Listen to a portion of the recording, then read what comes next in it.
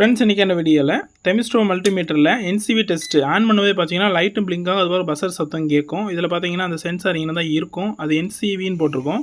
நான் conductive voltage சொல்லுவாங்க. இதை வச்சு வந்து ஒரு வயரில் எலக்ட்ரிசிட்டி பாஸ் ஆகுதா மின்சாரம் பாயுதான்னு தெரிஞ்சுக்கலாம். இப்போ பாருங்கள், வால் ஃபேனில் வந்து ப்ளக்கு வந்து சுவிட்ச் ஆனில் இருக்கிறனால வந்து நமக்கு வந்து மீட்டரில் 4 கோடு பசர் சத்தம் லைட்டும் பிளிங்க் ஆகும். சப்போஸ் அந்த ப்ளக்கு போயிருந்துச்சுன்னா ஃப்ளோ ஆகாது, சத்தம் கேட்காது. இப்போ அதே மாதிரி வந்து மொபைல் சார்ஜரில் அந்த வயரும் போயிருந்துச்சுன்னா இந்த மாதிரி வந்து இஎஃப்னு காட்டும்.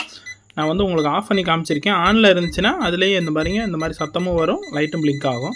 இதே மாதிரி வந்து நம்ம ஃப்ரிட்ஜில் யூஸ் பண்ண ஸ்டெபிலைசர்லையுமே நம்ம கூட இதை வச்சு நம்ம செக் பண்ணிக்கலாம் என்சிவி டெஸ்ட்டை.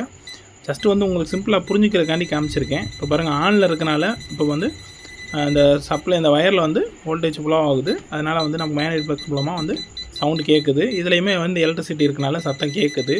சப்போஸ் வயர் வந்து போயிருந்துச்சுன்னா அவுட்புட் வந்து அந்த ஸ்டெபிலைசர் போயிருந்துச்சுன்னா அவுட்புட் வருங்க இஎஃப்னு காட்டும், சத்தமும் கேட்காது.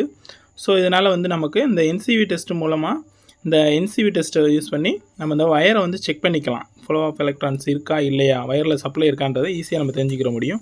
இப்போ வந்து ஸ்டெபிலைசர் ஆனில் இருந்ததுனால இப்போ பாருங்கள், இன்புட்லேயும் நமக்கு வந்து லைட் வந்து பிளிங்க் ஆகும், அதுபோல் சத்தம் கேட்கும். அதே மாதிரி அவுட்புட்லேயும் கேட்கும். ஸோ வந்து இது வீடியோ வந்து உங்களுக்கு சிம்பிளாக தான் இருக்கும். வீடியோ பிடிச்சா லைக் பண்ணிக்கங்க.